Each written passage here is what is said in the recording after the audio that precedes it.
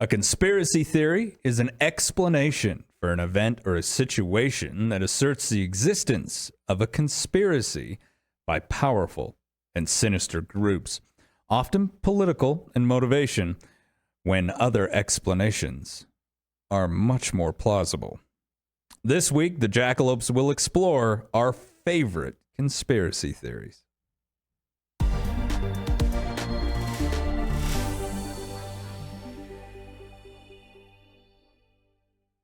This episode of Jackalopes Explore is brought to you by Sheridan Stationery Books and Gifts, located at 535 North Main Street in Sheridan. Stop by today to peruse books, stationery, gifts, sports cards, and more. Or visit us at SheridanStationeryBooks.com. I'm Floyd Whiting. I'm Aaron Linden. I'm Steve Sisson, waiting for the camera to switch. And I'm Emmy Whiting. And we are your Jackalopes. So this week we decided to go ahead and explore our favorite conspiracy theories. Now, some of these might be shows that we've touched on in the past. I have a few favorites. I think my bottom line favorite conspiracy theory is kind of bringing together Planet X, the Anunnaki, Blue Horizon, or not Blue Horizon, excuse me, Solar Warden, all down into one big conspiracy theory. But we have really hashed on that thing a couple times. If you haven't seen it, check out those shows down below. And so this week I decided to come in here with something that we haven't really gone into in detail. I think we've touched on it in the past, but it is a conspiracy theory, and there's a reason why I actually chose this one, and I'll let you know what that reason is at the end. The Philadelphia experiment was an alleged event that was claimed to have been witnessed by an ex-merchant mariner by the name of Carl M. Allen, right here in the United States, at the Philadelphia Naval Shipyard in Philadelphia, sometime, I think it's around October 28th, 1943. So we got World War II happening here. And Allen described an experiment where the U.S. Navy attempted to make a destroyer escort, the USS Eldridge, disappear. Why? Because camouflage on the open ocean was critical. What a lot of people may not know, and I don't think it's an actual practice nowadays. I think we have other ways of doing it. But back during World War II, if you saw a large naval ship, you would notice that it was painted with some very strange lines and different colors and some very harsh kind of patterns. The reason why was when you're out on the ocean, that tends to kind of camouflage the ship. They can't tell where the end of the ship is to the front or the bow to the fore, and they don't know exactly where to put a torpedo. So in a way, it kind of camouflaged it. So they were trying to find a different way to do this. How could we literally make a ship disappear on the open ocean? And supposedly, Albert Einstein had secretly solved the theory of basically taking a bunch of different equations and creating one unified theory. This unified theory was a series of equations that should, could, or maybe did help us understand how to manipulate space-time. Now, this is all stuff that Einstein was really working on. This is all stuff that he really was trying to solve. And if we could figure out an equation, maybe we could then, from that, develop a technology that would allow us to manipulate space-time. The Philadelphia experiment is a conspiracy theory that says that was achieved. But the results were not exactly what they were looking for. This story surfaced in late 1955. When Allen sent a book full of handwritten annotations referring to the experiment that a U.S. Navy research organization and later a series of letters making further claims to a UFO book writer. Allen's account of the event is widely understood to be a hoax. So, Floyd, what happened? Well, Yeah, Floyd, what happened? Right? So, according to Allen, the USS Eldridge in port at the Philadelphia shipyard was outfitted with a series of generators that had been invented by Albert Einstein. When these generators were turned on, the ship vanished. According to some not verified eyewitness accounts, it appeared 200 miles away at another port and then vanished again. So you're saying to yourself, well, the crew would have known all this. The crew would have talked by now. According to accounts, when they entered the ship, those crew members who had not gone completely mad had fused physically with the walls and the decks of the ship. It was quite a macabre scene, according to witnesses. People were fused into the wall, still alive. Some were blown up all over the floor. There was blood and just kind of that bloody gut mess everywhere. And if you weren't fused, you had gone crazy. So the United States government supposedly took the sailors that had lived through this event and institutionalized them, studied them, and told their families that they had died in the World War II conflict. This conspiracy theory has been discussed. There's been countless shows on it. I think even there's like a B movie made about it. I'd watch it. It's one of those that sounds almost plausible, like most conspiracy theories. Mm-hmm. Like you could connect the dots here. Einstein was a genius. He really was working on a unified theory. What if he really did solve it? How could we actually use that practically?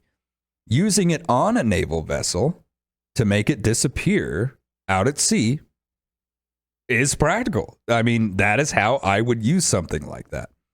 But the result being what it was, it's a little less than ideal when you're fusing your a little less your crew into the ship. Just a few side effects. Yeah, right. Okay. Now, warning: Philadelphia experiment may cause fusion, read the fine print. Madness, Read it. Diarrhea, right? Tennis elbow.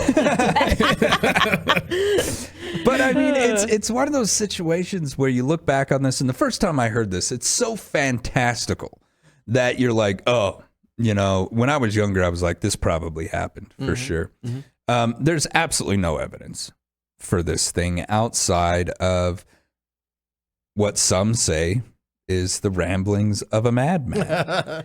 Right? What a convenient cover story. But, you know, we're constantly talking about things that could have, should have, might have happened. Now, the United States Navy has developed some pretty outrageous technology. In a way, they can make their ships disappear, but not like what people are thinking. Not like physically invisible. They just vanish. Yeah, because I think right now that's not as important. Having it physically like be visual to the naked eye doesn't matter so much anymore. But electronically, I need to vanish. Mm-hmm. Right. You know, to other weapon systems, I need to disappear because it's not somebody basically looking through a torpedo scope anymore, trying to get the bearings and firing away, right? Mm-hmm. Nowadays, you're punching things into a computer, the weapon will find the target out there. Well, if you confuse the weapon, then I'm good to go. And so the U.S. Navy's pros on this. They are tip of the spear when it comes to this type of technology.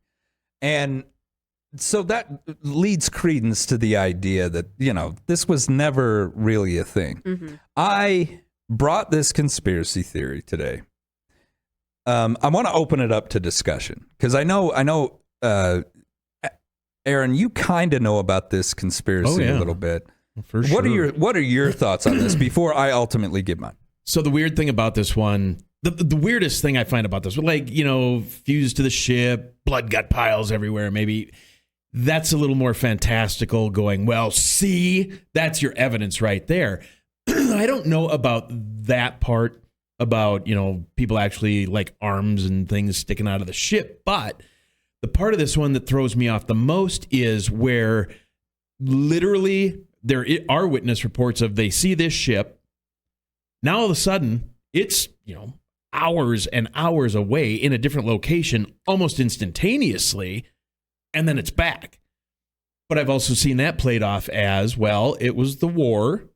They had a twin ship, essentially, same name, so that they could confuse the enemy. But the problem is that ship was there, then it was gone, and then it was back. And the channel that they would have had to go through to get there would have taken them so much longer than that that's the part that always throws me off on this one a little bit. I mean, I love the story of, second class Tommy's head was sticking out of the gunnel, and you're like, that's creepy and awesome. But I don't believe that necessarily. Yeah. But I do wonder, did they just take it out far enough that nobody could see it anymore? And then they brought it back and they're like, oh my God, it's back, and it was almost disinformation for the enemy. Yeah. Like, oh, they've got this cloaking technology. And then now they're off working on it instead of actually going to fight the war. That one's always, I don't know, that one's a little confusing for me. And I'm glad you brought up the disinformation, because that's also something that is an absolute tool during wartime. And this was World War II, for God's sake. We were literally trying to save the entire world. So I was willing to do just about anything. And there was a lot of experimentation during that. Absolutely. Yeah. So many modern amenities, people don't realize, came out of World War II. Mm-hmm. Right. Us trying to find alternate rubber discovered this. Us trying to find alternate ways of communication gave us the microwave. Mm-hmm. Us trying to find alternate this and fuels, it was incredible. We basically just looked at DuPont and all of our other technological development corporations and said, go haywire. Here's all the funding you need. Give us alternate fuel. Give me alternate rubber. Give me alternate steel. I need these things. And so, a lot of crazy stuff was happening, and there were absolute top secret experiments happening. We were developing the first nuclear bomb, the thing that changed the world. See, and that's the crazy thing, because had we been working on that and never used it, that would have been the Philadelphia experiment. Yeah. It would have been a complete conspiracy of the people going, okay, Floyd. Yeah, a bomb that can wipe out a whole city. You're crazy. You're absolutely. So I agree with you. That's the great thing about conspiracies, is the story behind them. I would say, and this is just my assertion of the whole thing, probably 80% of conspiracies are probably real.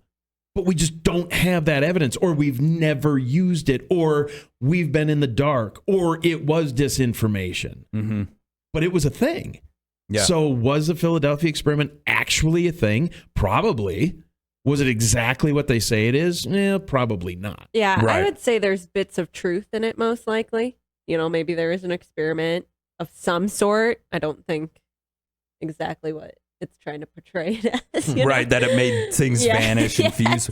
And see, And I think it might have gone wrong. And maybe there were deaths, and then people started to speculate, and then it turns into a game of telephone, where it's like, oh, well, this happened. Well, Ted told me this happened. Mm-hmm. And it's like a little different each time until it gets fantastical. Or you get to that one guy who wants attention, and he's like, I'm going to start adding some blood and guts to this thing. Let's I'm going to make it more interesting. Let's paint me a picture. Well, you almost wonder, too, like I don't think it's nobody knows that some of my favorite movies are the Pirates of the Caribbean movies, right? Right. Love Captain Jack. That part of the ship, part of the crew, and they're like part of the boat. Yeah. In Davy Jones's boat, So is that where that came from in that movie? They're like, hey, let's actually meld the Philadelphia experiment into this, you know? Oh, who was that? Bruckheimer, a Bruckheimer production. You know, he's like, hey, you know, let's hide a conspiracy in plain sight. Right, exactly. So the reason why I brought this conspiracy theory up is because it's one that I do not believe. But I see it over and over and over. One that lacks evidence from the bottom to the top, but you still see people try to put forth that this thing happened. Mm-hmm. When you know, you hear people talk about the Philadelphia experiment, but you never hear them talking about Project Orion, which was a project. And if I were to sit here and tell you what it was, you would think that's absolutely a conspiracy theory. But you can look up the Orion Project or Project Orion, and you can read about it from top down because, you know, it was something that they never went forward with. And that is that we propel spacecraft with nuclear weapons. Mm-hmm. Well, nuclear explosions. Yeah. Okay. And it would honestly surprise people how far along that got. They were doing tests and they had schematics drawn up, and this was a real thing. The scientists who were working on this were positive they would be able to take their families to Mars in their vessels.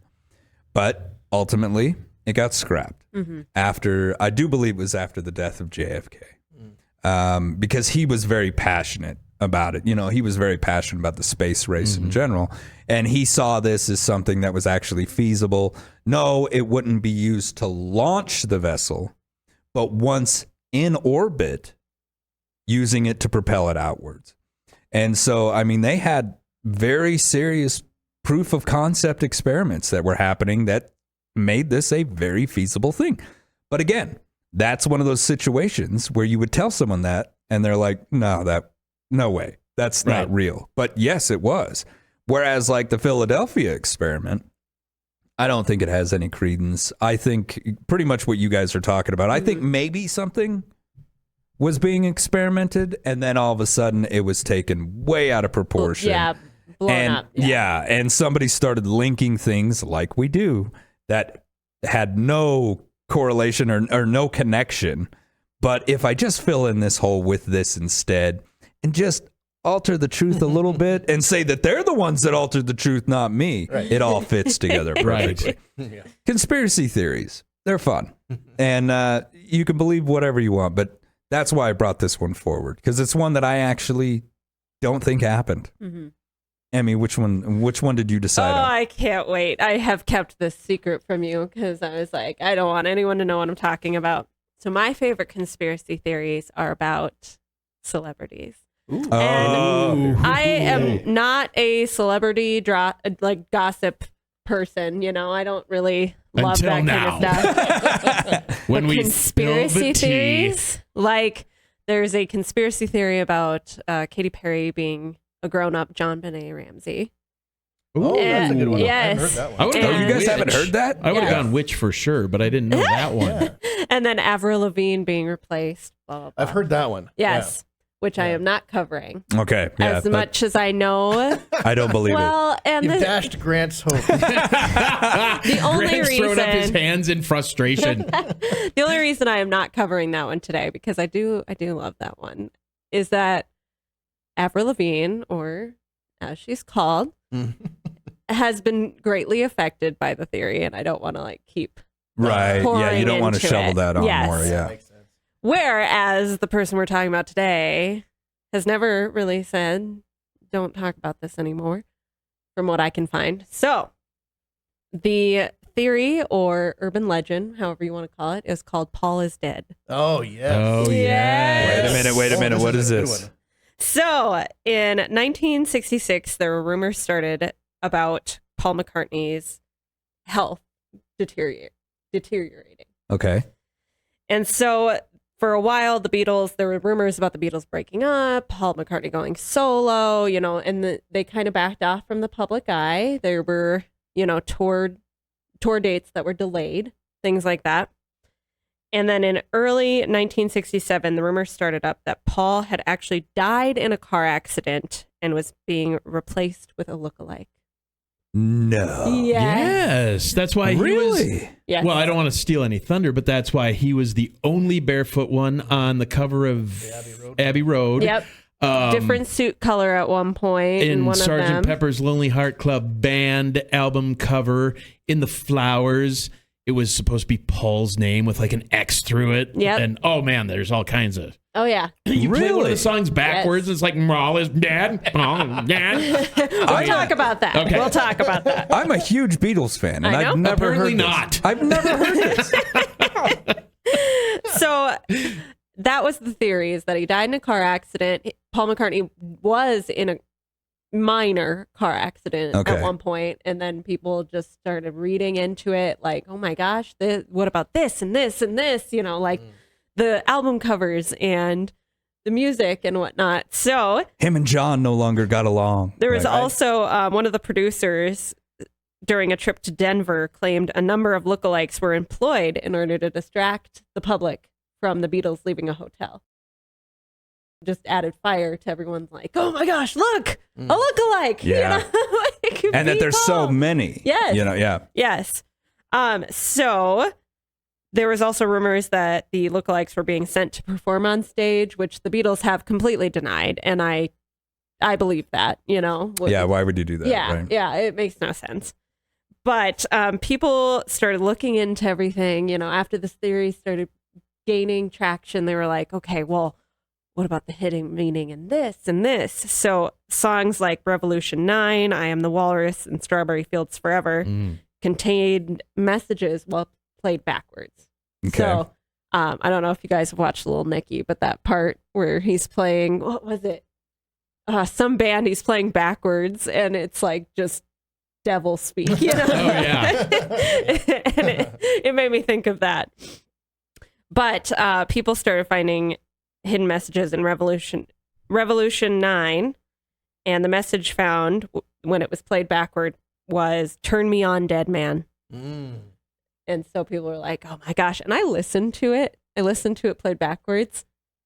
Yeah, right. You can kind of hear it. It takes a really. lot to Yeah. find it. Yeah. What if Yes. it's like pareidolia for your ears? absolutely, yeah. You know, You it's have like to have, I can hear that. Yeah, Yes. you've got to be led in that direction in order to hear it. I think. Exactly, Yeah. The exactly. backward stuff is hard to decipher otherwise. Kind of like ghost stuff, you're like told it says something, and then you're like, then I you hear it. hear Then it. all of a sudden you hear it. Yeah. Yeah.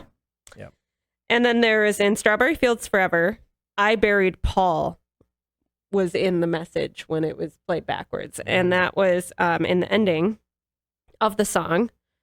Lennon later said the words were actually cranberry sauce. Which I totally believe. The more plausible Yes. explanation. Well, it's just like Lucy in the Sky with Diamonds. Yeah. Yes. Somebody's like, that's totally about LSD. Right. Mm-hmm. Do you guys realize John Lennon debunked that like so many years? I think in like the 70s, he debunked that. Yeah, That yeah. he was on a talk show and basically said, no, it was actually based Is that off the of wind a outside? piece of art. That is We're not in wild. Kansas Sorry. anymore. We're gonna I was just open going to the say, we're going to open the door and we'll we're going to be be in, somewhere yeah. else. It's Yeah, like a it is tornado crazy out outside. there. Philadelphia It's Express. Wyoming wind, baby. Harp. It's harp, baby. Come on. It's Paul Sir McCartney knows coming where we for are. me. You are talking about this. Maybe someone's like, okay, here it is. Activate plan. That's the whatever. one. Yep. So another one was in the song "I'm So Tired." You can hear Paul is dead man. Miss him, miss him, miss him. Ooh, that's a good one. That Yeah. is a good I one. like that. Yeah. Did you listen to that? I didn't listen to that one. I only listened to the Revolutionary 9 Yeah. one. So it's something I'll have to look up. But then we also talked about the imagery that was Mhm. connected. And one of those was on the back of Sgt. Pepper, where all the Beatles, except for Paul, is photographed facing the viewer. So Yeah. Paul is facing away. Yeah. And everyone read into that. And again, the different colored suit, the bare feet. At the bare feet, when he was photographed, and he was the only one. It was a photograph, right? Yeah. Crossing the street. Yes. So that. Sorry, I heard myself over there. So with him being barefoot, it was supposed to symbolize the corpse or something. Like they all symbolize something. Yeah. And his was the corpse. And so everyone just read into it. And he was the only, if memory serves, which who knows, he was the only one in white. He was in all white, wasn't he? No, I think Lennon was all Lennon. white. Oh, yeah. Lennon. Okay. Yeah. Yeah. Lennon's in white. But some people's like theories go into who would the lookalike be. And one of the names brought up was William Shears. Oh my God, does this man look like Paul McCartney? It is crazy. I'm bringing up my phone to show you pictures because I was like, no way. I look at an older picture of him and I'm like, oh my God, he still looks so much like Paul McCartney. Interesting. So let me bring up my phone. So I'm wondering why, why put the clues there? If you're going to keep it a secret, keep it a secret. Exactly. Or if you're going to announce it, announce it. Yeah, but on that note, I mean, how many times do they hide stuff in plain sight? Yeah. So that's William. But that's not really, I mean, that's like, why do it? I mean, why not just announce that he died and... Right? Or no, their popularity wasn't waning at that point. Well, yeah. Their popularity wasn't waning, so you wouldn't, holy crap. I know! Wow. That looks just like Paul McCartney. Let me pull up an older picture of him too, because you guys know what Paul McCartney looks like now. How would you sell more albums? By going, oh my gosh, have you seen the cover of this one? And I haven't seen it, so I go buy it. This is William Shears. Maybe I wouldn't know the difference. Maybe I don't. That is impressive. I would not know the difference. Weird. It's wild, huh? And he's in show business too, which I find I have to hear him crazy. talk, Yes. I'm sure he probably doesn't sound like Paul McCartney. Yeah, but Right. he can sound like any. Some people Wouldn't that be don't sound funny? Like anybody. Yeah, He's got like this thick Cajun Southern accent. I would love that. I would absolutely adore I'll that. send those pictures to you to Is put he in later. left-handed? Ooh, Ooh. that's a good one. Could you train yourself to be? I think you probably could. You could. You know, that Play an instrument left-handed. That's tough, though. is a really good conspiracy theory. And that is one that I haven't even heard of. And after seeing those pictures, I know. that's like, holy crap, similar, But right? the thing is, like they're comparing it to Paul McCartney. So Paul McCartney is still alive, right? Yes. Yeah. Otherwise, why are you comparing the two images? Yes. right, Or exactly. maybe they're comparing William Shears to the other guy that looks like Paul. Yes. Right? Like I would literally look at that guy if I saw someone who looked that much like me.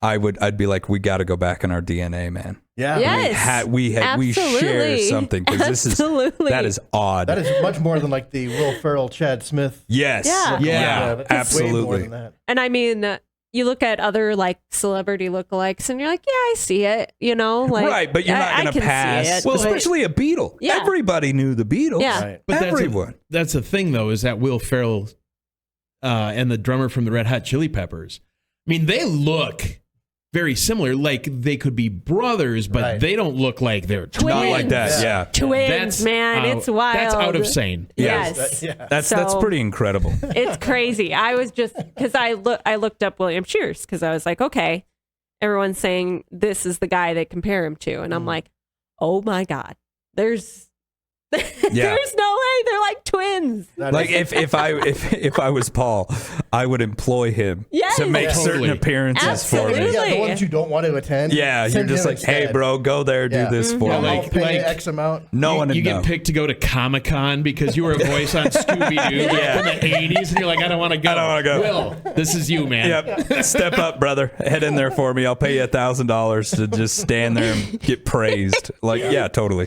I And then- absolutely would. Just one quick ending note is that there is actually a 2018 short comedy film about this situation. Oh, is called- there really? Called Paul is Dead. I'm going to watch it because it actually has pretty good reviews from what I was seeing, you know? Yeah. So I was like, you know what? I'm going to give it a shot. 'Cause Yeah. Sometimes I like to watch the movies that have like really bad reviews. Oh, absolutely. Oh, yeah. Because sometimes those are just gems. There's a horror movie about a killer couch, and that one. Oh, that was fantastic. The clips are so funny. I've literally, They're so funny. That one, Killer Clowns from Outer Space, big ass spider. Thanksgiving. Have you watched Thanksgiving? Yes, with the turkey wearing the dad's skin. Rubber. Have you watched Rubber? Is that the one about the tire? Yes, about Killer the tire. Yes. Yeah. I keep trying to get her to watch it. She won't watch it with me. And nobody knows like really why it's possessed. It just is. You know, I kind of liked that. Well, the thing is, yeah, tires no are exposition. hard to predict. You know, you don't get into the mind of a tire is a hard thing to do. That's true. Yeah, it's true. One of the best, though, if you haven't watched it, is Lamageddon. Lamageddon. I have seen clips from Lamageddon. Oh, it's fantastic. Yes. Fantastic. And there's a guy in that every scene change. Getting the halfway mark. We've got a good symbol for that. He lets us know when we're halfway. gosh. The guy in that, there's one guy in that every scene change, he has different clothes on. Just for no It's reason. the best. For no reason Yeah. whatsoever. It's fantastic. Yes, so funny. Well, I think that was an excellent conspiracy theory. Thank you. That is handy. And I one love that that. I had never actually even heard of. So I love that. I love the celebrity ones. Oh, it's They're fun. Yeah. Steve? Well, as a guy who doesn't believe in any conspiracy theories, I don't think. There's probably one somewhere that I go, okay, that makes sense. I'll buy it that. But the moon landing one I love, just because it's one of those where you have to really be dedicated to the conspiracy to believe it. There are a lot of conspiracy theorists who will believe a lot of stuff, but the moon landings are real. And I think it's one of the reasons I like it so much is, I spent some time, I thought it's low-hanging fruit. I'll go and debunk a few things online just for the fun of it. And I came across a YouTuber who had spent a long time. He put out hours of material about the moon landings being faked. Mm-hmm. A lot of the stuff he had borrowed from other authors like Bill Kaysing and his We Never Went to the Moon book, which was published in the 70s, and that kind of kicked off that whole conspiracy theory. But he did some original stuff as well. And one of the things that I came across that was kind of enlightening to me, and like I said, you have to be really devoted to the conspiracy to buy into it. He had a video that he put out where he claimed an Australian newspaper had published an account of one of the telecasts from the Apollo 11 mission before it had actually happened. Oh, I saw that one. And so he had all kinds of evidence, even though there's a lot of stuff like the timestamps on the film itself, the NASA mission logs, none of that stuff corroborates it. But he had found some very credible information from a NASA engineer, a guy who had worked at the Goldstone tracking station during the missions, because they had different tracking stations around the world to see where the spacecraft was. And he had written an essay about this stuff, and very clearly in that essay, he puts this timestamp in there of a very specific day when this telecast happened. And he says, well, it happened on this date, but the Australian newspaper published it before that date.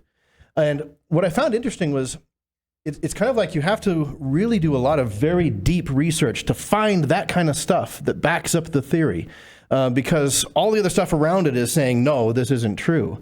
But that essay from Bill Wood, he had actually lifted that account from another book that was published in, I think, late 60s, early 70s sometime, and had left out one sentence in that passage that showed that what he was talking about had happened earlier in the day. But he found that one account in which that sentence wasn't there, and there's your evidence. Right. Like the amount of work that you have to put in to get the evidence to back up these theories is really quite impressive. And of course, in that case, you're being intentionally deceptive. You have to know that what you're saying is not true, but you've built an actually convincing case around it. Which always kind of fascinates me. Why do it? It's kind of like with the flat earthers. Even though you can just walk outside and do an experiment at home to prove Right. that the earth is round, you don't accept it. Why not? What is it that keeps you buying in to particular conspiracy theories, even though it's definitive? Yeah, I think there's some common ground between a lot of conspiracy theories, and one of those is distrust of the government or figures of authority. And I think in some cases, like that low-hanging fruit, like flat Earth and moon landing stuff, in those cases, your distrust of the government is a stronger motivator than all of the other stuff that you're looking at. Right, and real evidence. Yeah, you really, really don't trust the government. And so they've got to be lying about this stuff. It's all lies, man. Yeah. Right. Yeah, and so I think you have that bias then where you kind of like discard the stuff that would say otherwise, but you latch on to the stuff that backs up your view of things. And I think it is. I think like for the flat earth stuff, I mean, I can understand where that comes from. You can stand outside, you don't feel anything moving. Yeah. And it could very well be that all the stuff above you is moving and you're still, because that's what it feels like. But I think it's just because humans, we don't feel motion, we feel acceleration. So a constant steady motion feels exactly like no motion at all. Sitting in a car. Yeah, or in an airplane that's, traveling at 500 miles an hour. You don't feel the 500 miles an hour. Yeah. You feel the few bumps and stuff. And without that reference looking out the window to see stuff moving by, there's no indication that you're actually in motion. Yeah. Amateur pilots are killed by that sense because if you're visual rated, you don't have instrument ratings, you fly into clouds, you lose that visual reference. You can be in a slow, steady turn and not know it. It feels like you're flying straight and level. And worse, once you straighten out, now it feels like you're turning because you've changed your frame of reference. Your inner ear has to recalibrate. And so a lot of pilots that are visual flight rules only end up getting killed by flying into clouds because they lose that reference point and don't realize that they're in a spiral down to the ground. Wow. They come out of the clouds, and by that time, it's too late to pull out. See, I struggle with vertigo. So everything feels like it's moving at all times. There is never a still moment. Yeah, so I can understand the flat earth stuff. Like, if you stand outside, the earth's so big, you can't see the curve. Left to right, you can never see it. Your field of view just isn't big enough. Yeah. You can't even really see it out in front of you because it is obscured by the curve. You can see the effects of it, like ships disappearing from the bottom up and distant objects, half of the bottom is missing and stuff like that. But if you believe strongly enough in flat earth, you'll come up with explanations for that, atmospheric lensing and things like that. And I think the moon landing thing is kind of like that. Obviously, the premise of it makes sense. Like, you can see why the U.S. would want to fake something like that. How expensive and difficult. And if it is like the Van Allen belts who made it impossible to do it, and you just realized you couldn't do it, but you wanted to beat the Russians, you would find a way to fake it. Stanley Kubrick. Yeah. Kubrick could shoot that. In here. Yeah, I read a great an account. Of course, it's fictional, I think, but it's like they approached Stanley Kubrick and said, "Okay, how are we going to film this moon landing stuff?" And he's like, "It'd be less expensive to just do it for real." Right. So I think there's always those little clues and things. Especially in the '60s, you could not effectively recreate the lunar gravity, the way the rover throws the dirt up and it just falls without any dust and things like that.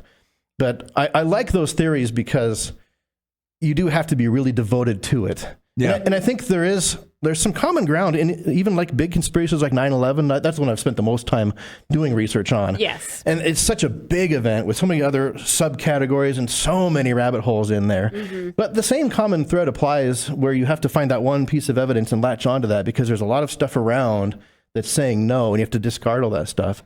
That applies to almost every conspiracy theory, I think. There's some where there's just no evidence at all, and you've just got to go by, what makes the most sense to you. But in things like 9/11, there's all kinds of evidence. It was the most, videoed event of its type in history, and there's tons of evidence you can look at.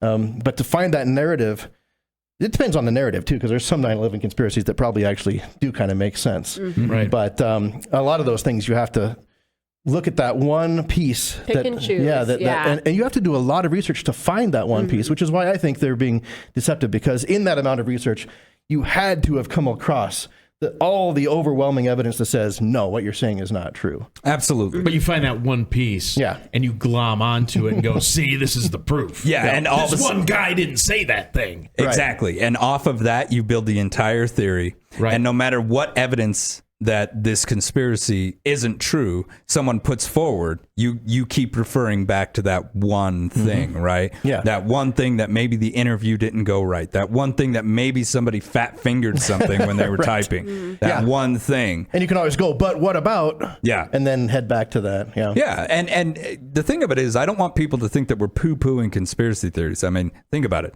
This entire show, all of us in here, we all appreciate and pay attention to them. And we all like them. Obviously, that's what this whole show is about. It's the premise. But it's just the idea that we need to try and be as critical as possible. Yeah. Yeah, and I think, with 9/11, I like I said, there are certainly conspiracies that I think probably are legit in 9/11. There's so much going on with that topic that, to say that it was all exactly the way the government said it was, I think you've got to be naive to believe that. Yes. Yeah, exactly. Agreed. Aaron. I'd taken it in a different direction. It'd be like asking somebody, like, what's your favorite food? That's all you can eat for the rest of your life. Like it's like going to a buffet and all you get is the breaded cod. Like, I can't pick a conspiracy theory. There's so many amazing conspiracy theories, but the one thing I would pick out of all the conspiracy theories that's my favorite is just cover up. The amount of cover up, because Floyd and I go back and forth on this, where I'm like, chemtrails versus contrails. No, it's too many people covering it up. Yeah, but how many people have covered up? I mean, we're seeing it in the news right now. There's congressional hearings on the WHO and Wuhan. There's cover up since God only knows how long on UFOs. And how many people did that take? But like I was talking to Grant about, if you don't need to know that you're part of a conspiracy to be part of the conspiracy. If I go, Grant, this is your job. This is what I want you to do. And we stovepipe this thing, and you don't get to talk to Floyd or Emmy or Sisson, you get to talk to me, and I'll talk to them. Any things that and I'll be the go-between. That could be a huge conspiracy, but you would never know that you were part of it. Area 51, Janet Airlines, all of the people that are integral to running all of those programs that have no idea I'm just a pilot, man. I'm just flying people in and out. They put me in this object and I fly around, or this airplane. I fly around for 45 minutes a day. I land. Who are you taking to this facility? I don't know. Doesn't matter. Doesn't matter. My job is to fly them. Hell, I may never even see them. I'm locked in the cockpit. Right. Who's on your plane? No idea. Yep. What's the manifest say? Don't have one. Yep. So that's the main thing, is all the cover up, and how many people does that take, and who's orchestrating that, and it's like the smoking man from the X-Files. Is there one guy that knows everything? Well, there's pretty good evidence, like, in the old Soviet Union, how successful they were at doing stuff like that. It's not limited just to, authoritarian governments like that. It could be done anywhere. Corporately. Yeah. Yes, absolutely. If I had a corporation, that is exactly how I'd run it. Keep your nose down, go to work. You're paid to do a job. Yep. And if I'm doing a clandestine operation, I'm paranoid about industrial espionage. So don't be walking around here asking questions. If you feel that what you're doing is immoral, then bring it to me and we'll have a discussion about it. Right. Don't go to your partner. You don't need to be talking to these individuals about this stuff. You're on a different floor. Stay in your pay grade. Right. But, and the other, there's also whistleblowers. Like if.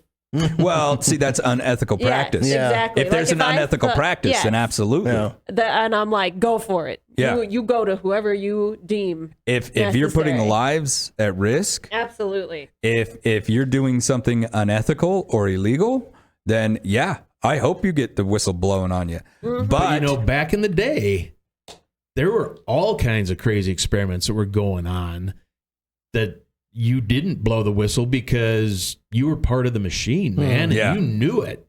Well, let's fly over Minneapolis and, spray stuff. I mean, that happened a ton in the 60s and the 70s. Yeah. Or they would take a certain sect of society and give them syphilis and just to find out what would happen. And nobody blew the whistle on that stuff because back then you didn't do it. And it takes some huevos to be, a Snowden or somebody like that to come out and be like, I'm going to blow the whistle on this because you kind of look at what's... good for them. Well, good for them, but bad for them. You look at a couple of dudes recently from an airplane manufacturing company that I will not mention that blew the whistle and then got suicided within a couple of days. Yeah. That's not, that's not good for whistleblowing PR. Do you think, like in all these cases, eventually it has come to light? Do you think that there's ever anything that would never be revealed like that? I think certain things are going to take a lot more time, maybe, than what they should. But I think pretty soon, all of the seedy underbelly, the darkness, the light hits it at some point. Mm-hmm. But does it hit at the point that you're like, Yeah, I knew it. Who cares? Move on. You know, I mean, if they came out and they said, hey, you know, we did some experiments back in the 1920s, and you're like, yeah, okay. Yeah. So did everyone. Yeah, so did everyone. Yeah. AI. Yeah. Right. Well, yeah. Here's my deal. I think eventually somebody, whether it be a government or a clandestine organization, will develop an AI that will be able to search the internet for clues or hints and point us in the right direction when it comes to various things.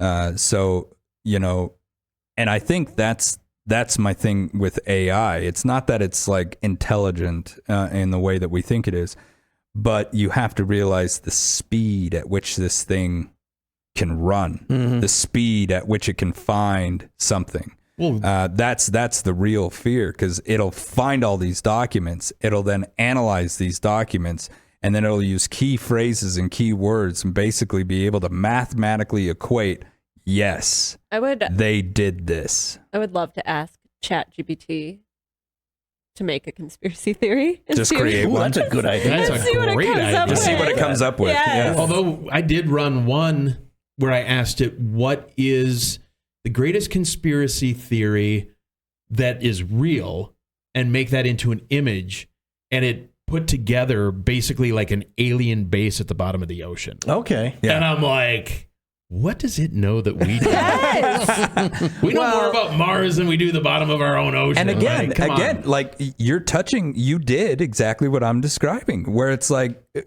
search the internet, you know, and tell me what is the most plausible, outrageous, but plausible conspiracy theory. And it can objectively and unemotionally create that.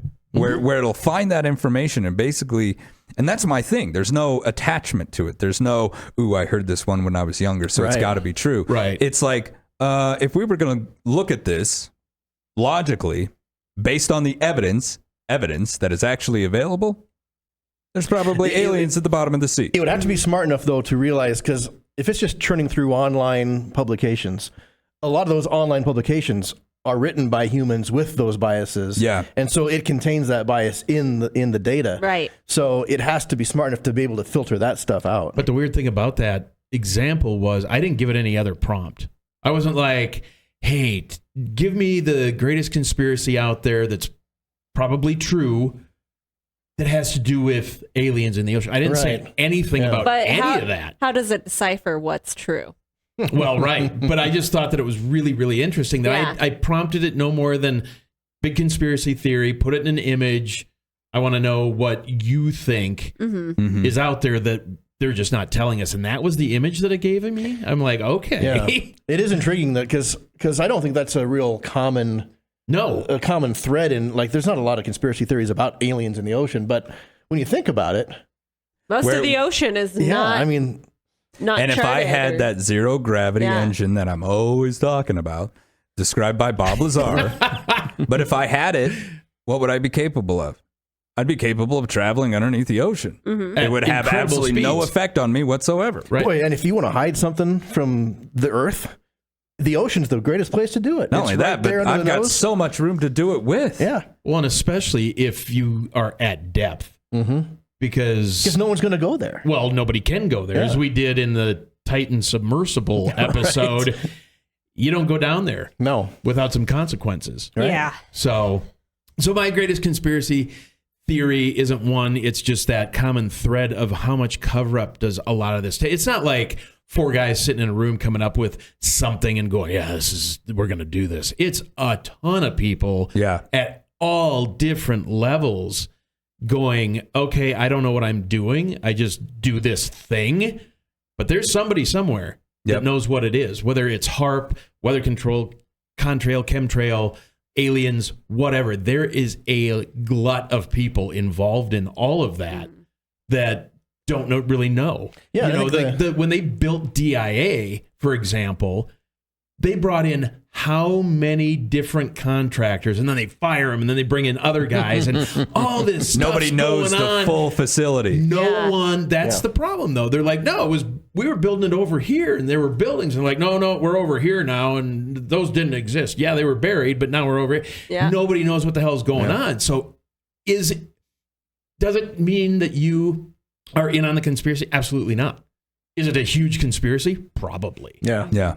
So that's my favorite. I think that's perfect. That's fantastic because we actually get to explore that. And that is something that you and I talk about a lot. And on this show, I have said a lot. What would it take to cover that up? Well, compartmentalize. Yeah. Compartmentalize. And if you took somebody who was ethical, moral, U.S. citizen, and you said, you are serving your country by standing here and inputting this number over and over and over. And it is vital that you do this. Push one button every day for the rest of your life. I'll pay you a ton of money. You're helping your nation. Where does the number come from? You don't need to know. Where is it going? You don't need to know. You are a patriot. Well, and think about a lot of factory workers, like they're creating one part, the other person's creating the other part, the other person's creating the other part, and then someone knows how to put it all together. Yeah, the hubcap creator, even though he knows it's a hubcap, but let's say you've never seen a car before, and your job is to make a hubcap. And so that's all you do. And all of a sudden you see where the hubcap is used, and you're like, that is the craziest thing I have ever seen in my life. I did not know that that's what I did. But you contributed. Yes. Yeah. Absolutely. But I would say, a lot of things for me when it comes to, if the government wants to hide UFOs, I'm okay with it. I don't like it. But well, if they want to hide them, they're doing a pretty piss poor job. Well, you know what I'm saying. I totally get it. Those are just the distractions. I believe in operational security. I believe in national security. And I feel like as long as nothing unethical or illegal is taking place, we should be developing technologies and weapons that will further the U.S. people along, whether that be socially or if that's weapons, if that's defensive capabilities. I'm totally okay with this. And I think, in my opinion, U.S. citizens should be. I am not okay with unethical practices. I'm not okay with things being done illegally. And I am not okay without my representatives and my senators knowing what the hell is going on. That I'm not okay with. That's a big one, isn't it? Because how many of those guys and gals actually know? Not many. And it's upsetting. I mean, you got like the Gang of 8, you've got, Gang of 11. But they don't get to come in day one. The president doesn't even get to come in day one and be like, man, Area 51, come on, let's go. I want to, And by the way, if I was ever elected president, that's the first thing I'm doing. Swear on the Bible. Get in the jet. Literally just right there at the ceremony. We are going to Groom Lake. All right, Arizona, here I come. If Aaron was president, it would be a fun place. It would be a fun place. Yeah. It'd be pretty awesome. I'd be okay with that. Yeah. But it takes a ton, but in the same vein, it doesn't take anything. Yeah. And that's the scariest part of it. And I think the car example was perfect. I make this gear. I don't know how to build a car. I don't even know how it runs. But I'm a hell of a machinist, so I can make this thing and you guys can use it. Great. Pay me a bunch of money. Yep. I'll crank them out. And I'm telling you right now, if I was getting paid a bunch of money, I'd be like, okay. Yeah. Well, yeah, and there's the tribal mentality, like the serving your country, the patriotism, the team player kind of mentality, that you can capitalize on that. Absolutely. And people will be steadfast, devoted to that, and not even look elsewhere. They'll be comfortable where they are. Especially during the Cold War, or if we're involved in a major conflict. Yes. Yeah. Look, man, Rosie the Riveter, those ladies who stepped up and came out of the household and went to work while the young men were overseas, They saved this nation. 100%. And we rightfully put them up there on that altar. Mm-hmm. And when we think, I want to serve my country, I want to be a patriot, I want to contribute, you shoot for that kind of goal. And if somebody comes along who works in the government and says, all you got to do, Floyd, is make this gear, and hell, buddy, you're one of them, then I'm going to do it. And you get health insurance. Yeah. Right? That is just a major That's the factor big seller for me. right there. Yeah, that's the big seller right there. I could use some dental. Exactly. That's the big seller. But all in all, I enjoy conspiracy theories, obviously. I think I'm going to go ahead and give Emmy the last word on this one. When it comes to conspiracy theories, I just want to know what you think, because the three of us have been doing this for a little while. You've been doing this for almost a year now, I think. I mean, we're getting close to it. What do you think about hanging out with us talking about this madness?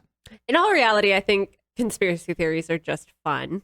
There are a handful, I believe, and then the rest, I'm like, that's too far, And obviously, there are things that I feel are undeniably true in these conspiracy theories too, like aliens being real.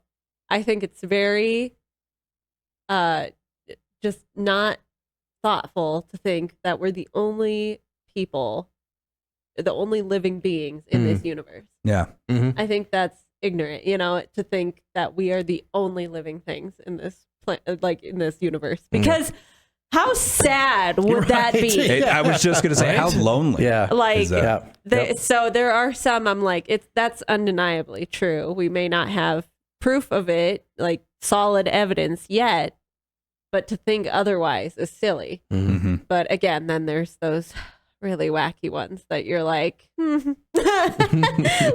like when I had to watch that documentary. Come on, the time Man from traveler. 3032 or whatever. That was awesome. That was horrendous. I think I made it through 15 minutes of it, and I was like, I will never again watch this or try. Is Paul alive or is Paul dead? I think Paul is alive. Yes, I do. I just saw him on Carpool Karaoke not that long ago. So, but damn, does that man look like Paul? Wow. Yeah. Right. Yeah.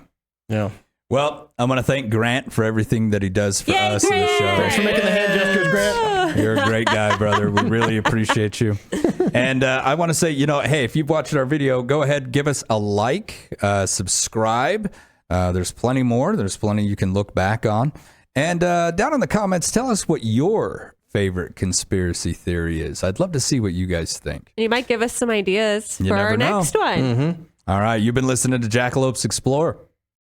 The secrets lie hidden from our eyes. Jackalopes explore where the truth defies. Floyd takes the lead, unraveling the lore. Emmy's got the jokes, you'll be laughing on the floor. Steve's the skeptic, keeps the theories tight. Aaron's got the wildest thoughts, out of sight. From Area 51 to lizard man in disguise. Chemtrails in the sky, it's a web of lies. Jackalopes explore.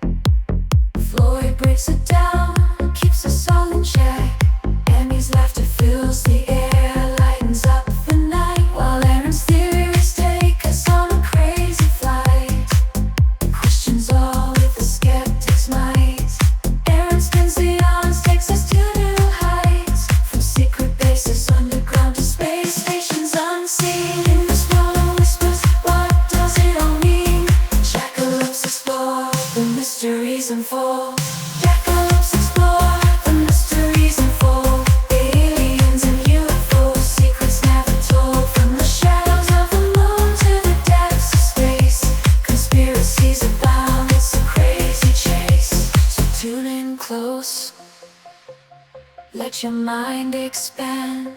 Floyd, Amy, Steve, and Aaron take you by the hand through the maze of secrets where the truth may bend.